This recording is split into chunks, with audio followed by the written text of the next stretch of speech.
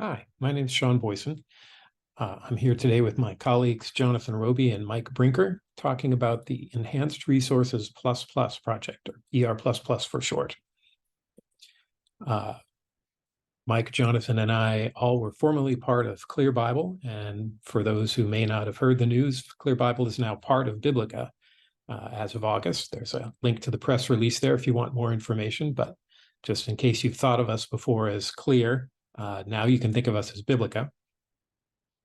I'll try to say Biblica, but if I slip and say Clear in the presentation, just know that that's shorthand for Biblica's Clear Bible Data Team. That's a little hard to all get out, so I'll try to just say Biblica or Biblica Clear. Here's an outline of the talk today. I want to start by explaining the both user and application context of the system we're building, talk a little bit about enhanced resources and paratext, that's the background of the work that we're doing, and then dive deeply into the ER++ vision and components, alignments, concepts, enhancements. That will all become a little clearer as I go on. I want to make sure to recognize that this work is funded by E10, Every Tribe, Every Nation, and the E10 Innovation Lab in particular, and we're working closely with partners at BiblioNexus. So here's a picture to help illustrate the user context for the work that we're doing. You can see, if you look closely, the man in the blue shirt is holding a mobile phone. He's a mother tongue translator surrounded by a group of other mother tongue translators. And they're working from typically a gateway or a language of wider communication translation. This happens to be in Papua New Guinea, and they're working on a Tok Pisin translation, I believe. I don't actually know all the details here. And so the man with the mobile device might play an audio script for a given pericope and then facilitate discussion, lead them through that discussion to help them really understand and internalize the content as the first step toward then eventually they will articulate a translation that will then get recorded and further refined. So he's really more a coordinator than a translation consultant. Others are listening. You can see they're not looking at his screen. If there are enhancements at some point, you know, a map or a picture or something, he may hold up his device or pass it around the group so that they can see that. And so the key thing to note here about the users is they have little or no knowledge of the biblical source languages. They may not have much access to translation reference material. In this case, they're working in a church-based Bible translation or an oral Bible translation context. So those are the people we're really focusing on right now. Here's a little bit about the application context of the application we're building. So this is for something called the Bible Aquifer, which is E10's name for essentially a content management system. The first application that we're working on, really BiblioNexus is building this application called the Bible Well. That's the thing that they're imagining the man in the previous picture would have on his mobile phone. Essentially a reading application that walks them through the scripts and then exposes other information to help those who are trying to understand the background for translation purposes. Those scripts are currently being worked on by SRV. The Aquifer has a very strong focus on openly licensed content. And so the ER++ project, which my team works on, is largely overlapped with Aquifer, though a little bit different. We're primarily focused on creating the data content that will become part of the entire Aquifer and the applications that are built on the Aquifer. The Aquifer itself is more focused on building applications and then the supporting content behind that. We will eventually, of course, hope to serve other platforms as well. The next version of Paratext, platform.bible, others perhaps that we don't know about yet. But right now, the activities we're undertaking are pretty strongly focused with the needs of the Aquifer. So let me just say a brief word about the need for enhanced resources. If you've used these in Paratext, you already know all about this. But when Jesus told his hearers, a man went down from Jerusalem to Jericho, immediately that brought to mind for his hearers a whole set of geographic assumptions, cultural ideas. They would have already known this was a dangerous trip. And so that world of all these different aspects are the things that, of course, the original recipients of the Bible understood well. But today, for us, it's a foreign world. And so we want to help translators, particularly those without extensive translation training, to really understand the artifacts, the worldview, the history, the geography, the plants and animals that may be unfamiliar in their culture, all these different aspects of the biblical text.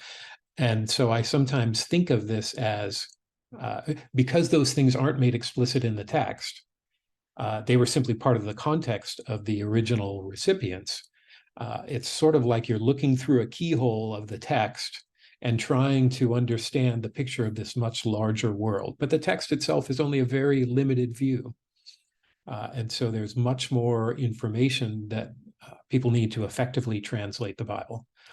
That essential knowledge is often locked up, if you will, in prose that they can't get to, or that is in a scholarly language that they don't have the background to deal with well. And so really the question is, how do we help make that information more available for translators? So let me just say a brief word about enhanced resources today in Paratext.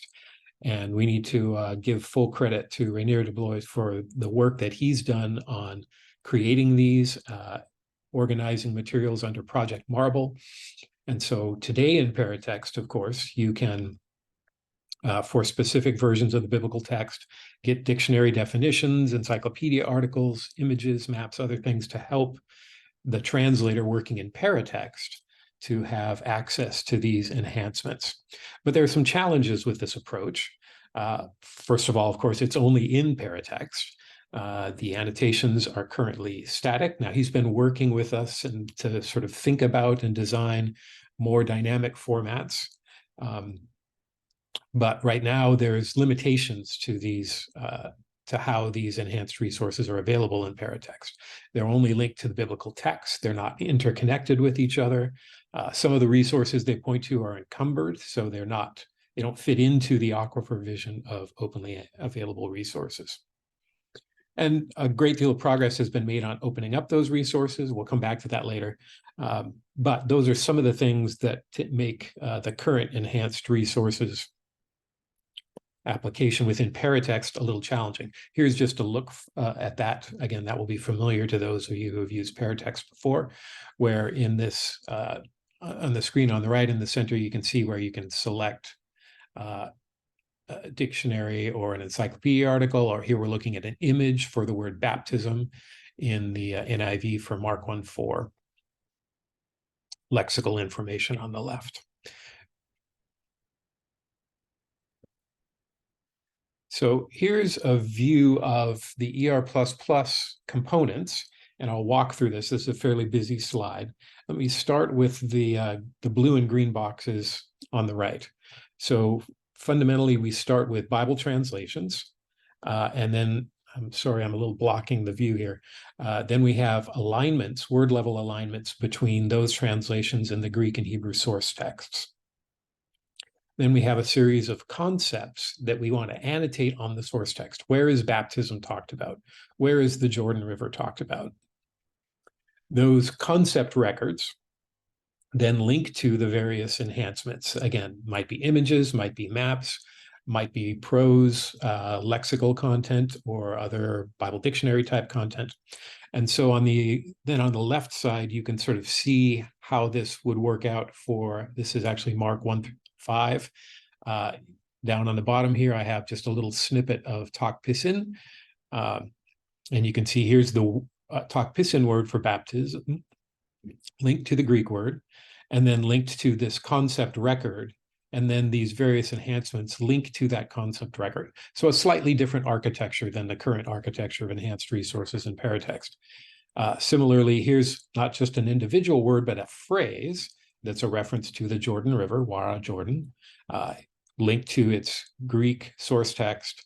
Then there's a concept record, which will link to a map, to an image, perhaps to another dictionary article, that kind of information. So let me walk through each of these components then in a little more detail. When we talk about alignments for ER++, again, we're talking about modern translations aligned to the biblical source texts. Typically at the word, sometimes at the phrase level. You saw the example of Jordan River, where there's a two-word phrase.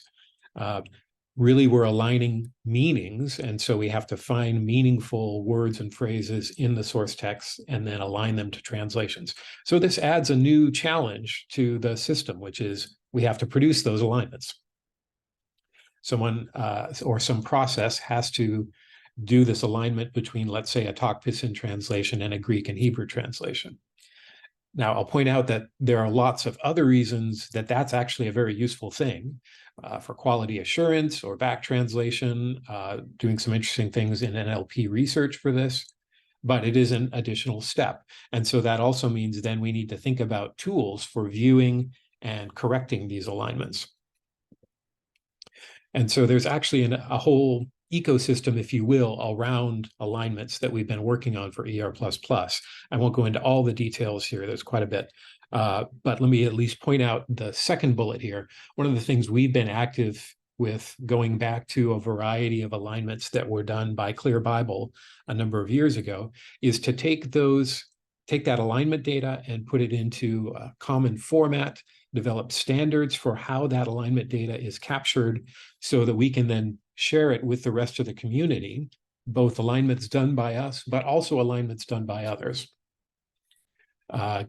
Biblica Clear here is not trying to be the one source of alignments, and we're hoping to gather alignments from across the community, but we have some that we sort of already have our arms around that we've done that with, and you can see the link there to a GitHub repository where that data is shared. There's a current format for how that's shared. We're actually working on a Scripture Burrito standard for sharing alignments. If you don't know anything about Scripture Burrito, just think of a burrito that wraps things together, wraps food items together. So the idea of a Scripture Burrito is a cross-organizational standard for how we capture and then share data to make it interoperable across a number of systems. Because again, we want to share this data with multiple downstream applications. That certainly starts with and includes the Aquifer, but also Paratext Genesis, Platform.Bible, and others. Let me also point out the first bullet here. So for the next year or so, we are strongly focused on producing alignments in 16 strategic languages that are priorities for E10. Here's a list of those languages. Some of them, again, are languages of wider communication. Some of them are specific projects with Wycliffe Global Partners that are a high priority. But the goal for each language is to have at least one openly licensed Bible translation, preferably two, that are both trustworthy and that are trusted by the church, that can be accepted for general reading. And so where are we going to get these 16 sets of alignments from? Well, it will probably be a mix of some alignments we already have, some already exist, and we're hoping that the licenses can be converted to make them openly available. In many cases, we will need to create new alignments. And so there's a mix of all those activities. So when we talk about producing alignments, there's a number of different approaches. The way it's typically been done most recently is to use a statistical algorithm. This goes back to machine translation work in the 80s and 90s to do a sort of best guess alignment, and then someone manually edits those alignments and corrects them. Obviously, they need a tool to do that. In our previous experience at Logos Bible Software, many of the alignments we did using a different tool. Again, those were not open; those were, part of a commercial system, but those were often created from scratch because sometimes it's easier to not have the initial bias, if you will, of someone said these go together, and now I have to go to the work of unaligning those. Depending on the users, that may be hard. So sometimes creating from scratch makes sense. I think there are probably scenarios in which we have one language in which alignments exist and we need them on a closely related language, and maybe there are ways we can migrate or bootstrap those alignments to at least get a head start. And there's some interesting work being done by Ryder Wishart, who is a contractor with Biblica, to use large language models and prompts to actually do alignment. That's a whole talk all by itself. If you have a chance to hear Ryder talk about this work, I think you'd find it very interesting. So a number of different approaches and different strategies as well for how to do alignment. Traditionally, of course, it's been every word to every word. No word left behind or left unaligned. That's important for some purposes. At Logos Bible Software, we actually did sort of primary, secondary alignment. Maybe in a noun phrase, then the two nouns would be aligned, but then if there's a definite article, that would be a secondary alignment. We've been thinking more recently in ER++ about an idea called essential alignment. Since the purpose is to use those alignments to get to enhancements on the text, those aren't going to live typically on function words, articles, prepositions. They're going to live on content words, nouns, verbs, perhaps adjectives and adverbs, maybe not even all of those. There are certainly many nouns and content words that are well enough known that they need no enhancements, but for those that do need them. So the question is, well, if we were to focus on simply aligning those, maybe we can get better performance, particularly with the automated algorithms. And we're, in particular, that can draw on the Maculus syntax that Biblica's CLEAR team has been working on for a number of years to identify, well, what are the nouns and verbs in the Greek and Hebrew text? Another important point is that we want to have a strong emphasis on precision. So it's suboptimal if we don't have a link for something that someone needs help with, but it's even worse if we have a link to the wrong thing. If they click on a picture of a horse and they get a picture of a camel, that's really misleading. So we want to make sure that that precision is really the emphasis here. Now, moving up that stack in the component diagram that I showed a few slides ago, once we've sort of identified the alignments, we also need to actually tie concept records, if you will, to the text. The useful thing about the strategy we're taking is that this only has to be done once. We only have to identify in the source text one time, where is the Jordan River talked about? Where is baptism talked about? Where is John the Baptist talked about? And then that's accessed via these aligned translations, but the actual annotation work, we only have to do one time. And again, we're strongly focusing here, not so much on words as lexical items, but on referential semantics. My favorite example of this is the familiar passage from the first chapter of John. In the beginning was the Word was with God, the Word was God. It goes on for 18 verses, all about Jesus, but the word Jesus is only used one time. So if you were searching for the string Jesus, you would find very little of that content, because even though referentially it's all talking about Jesus, right? All those words are talking about Jesus. And so we need to make sure that we're capturing the meaning that's in the text, not just the words.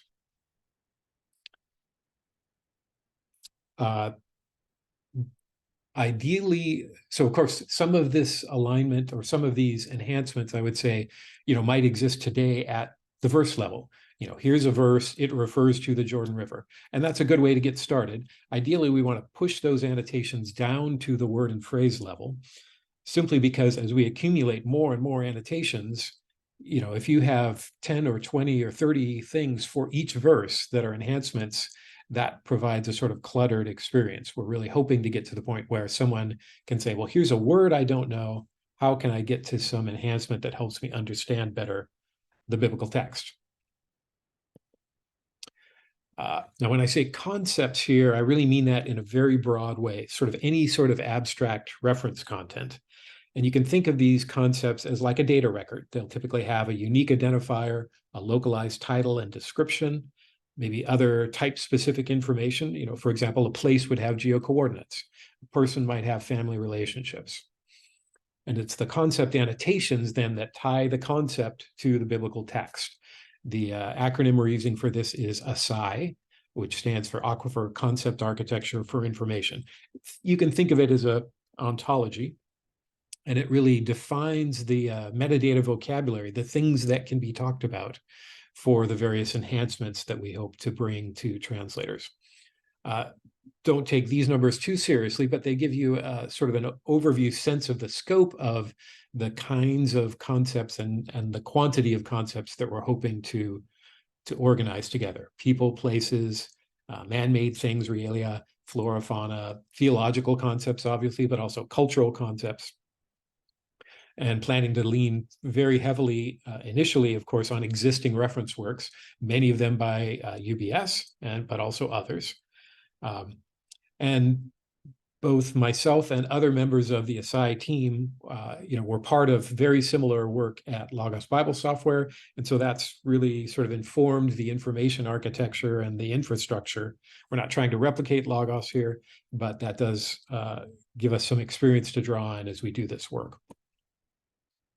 And so you can really think of this network of concepts as a kind of a knowledge graph. Our primary use case, of course, is to start from the biblical text and get to concepts. But in fact, with interconnected knowledge, there are other use cases as well. That might include search, that might include other kinds of navigation. And so, you sort of think of, well, if I am interested in the Jordan River, what's related to the Jordan River? Well, it's a river. There are other rivers in the Bible, like the Nile. And so by following the knowledge graph that direction, I could find a list of other rivers. Or I might be interested in, well, what things happened at the Jordan River? Well, one thing that happened was that's where John the Baptist was doing his baptism. John the Baptist, of course, had the role of a prophet. Who were other prophets? What are the other roles that John the Baptist needed? And so this sort of both concept to concept connection, but also then going from concepts back to the text. That's the notion of a knowledge graph here. And so this should be useful for general Bible study, for general biblical understanding, discipleship, and helping to grow the church.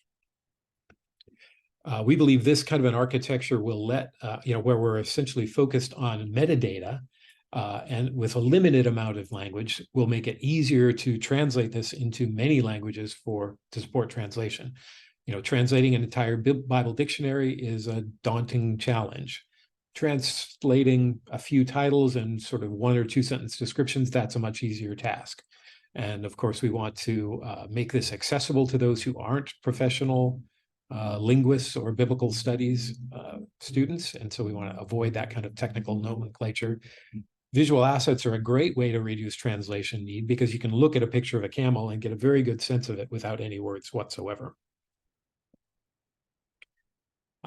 So then lastly, once we've organized this network or this knowledge graph of concepts, we want to actually link those out to the various enhancements, which might be things like images, videos, maps of particular places, where was Jerusalem in the world, key terms lists, there are plenty of those around, and we'd like to do more work to coordinate them. And then sometimes that information is not at the word or phrase level, it's really at the broader passage or pericope level. There may be a map that tells the story over several verses of a movement from here to here to here. That kind of information really ought to be annotated at the whole story level. But as much as possible, we want these links to live at sort of the most natural level. Here's just a quick view of some of the different data that we're trying to organize at this point. And then across the bottom, obviously a wide variety of partners that we're working with on this data. This is not at all comprehensive. If I didn't get your logo on this slide, I apologize. Again, focusing on openly licensed data. Creative Commons by attribution is the preferred, or public domain are the preferred licenses. We are certainly not building this data all ourselves, but we're trying to both take the data that's currently available openly. Some of this data we hope will become openly available soon. I don't really have time to go through all these, but there is a link on the next slide so you can get back and follow some of this information. So here's again the link to our alignments repository. If you're interested in that data, you can scan this QR code. It will take you to a Google Slides version of this talk that will let you follow some of these links. How can we work together on this project? Well, if you have alignments that are openly licensed and you're willing to share them, that would be great. You may have media that would be very helpful for enhancements that is openly licensed. And if you could want to pass that along to us, we'd love to see if we can incorporate that. There may be other reference content that, from your experience, for example, if you're a translation coordinator, you know would be really critical to incorporate in this kind of a system. And so, again, we're trying to build the infrastructure that can incorporate a wide variety of this kind of data. And so please feel free to get in touch with any of us. There's our email addresses. And thanks for your attention.